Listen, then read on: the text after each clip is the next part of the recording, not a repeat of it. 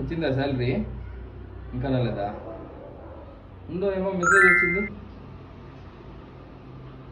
నానా salary credit అయింది నానా. నా పొలంలో మొలకలు వచ్చాయి. అవునా బిజు?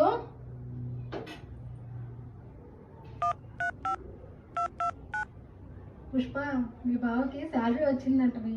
నాకు ఈ గోల్డ్ చైన్ తీసిస్తానన్నాడు. అంటే నేను షాపింగ్ కూడా తీసుకోబోతున్నాడు తెలుసా. చేతులతో బట్టలు ఉతికి ఉతికి నా చేతులన్నీ సాఫ్ అయిపోయినాయి. అంటే వాషింగ్ మిషన్ కూడా తీసిస్తానన్నాడు.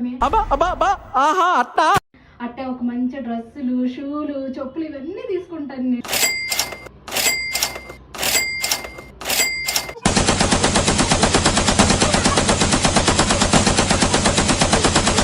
ఓకే, 50,000 అప్పులు ఇస్తావురా. వచ్చే నెల శాలరీ వచ్చిన తక్షణం ఇచ్చేస్తాను రా.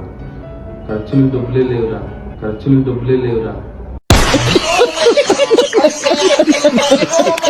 బిజు, పెళ్లికి ముందు ఒక అమ్మాయిని లవ్ చేసినావు కదా, ఇప్పుడు ఎందుకు నాన్న అవన్నీ? చెప్పు బిజు, నేనేం అనుకోను. బాగా ఎక్సైట్మెంట్ ఫీల్ అవుతుంది. ఆ అమ్మాయి పేరేమి? సుమనా, రమణ? రమా సుమా కాదు, సృజన. అయిపోయింది, బతికి అయిపోయింది నీకు. ఎన్ని ఇయర్స్ లవ్ చేసినావు? 3 సంవత్సరాలు లవ్ చేసిన.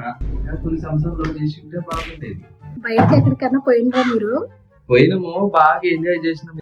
పార్థాయ ప్రతిబోధితాం భగవతా నారాయణి.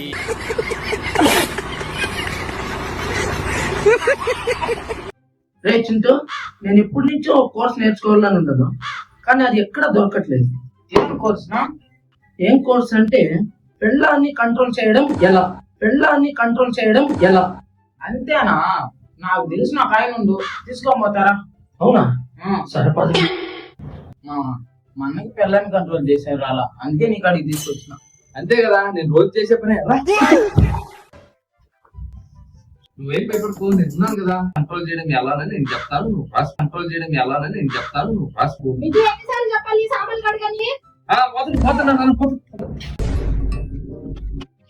Flash back. ఇన్ని రోజులు నాతో ఆడుకున్నావు కదా, ఈ రోజు నుంచి నీకుంది. వస్తున్నా, ఫోన్ పెట్టి ఇంటికి వస్తుందా? ఫోన్లో ఏమో మాట్లాడినాను, ఇప్పుడు ఇంటికి పోతే ఏం చేస్తుందో ఏమో.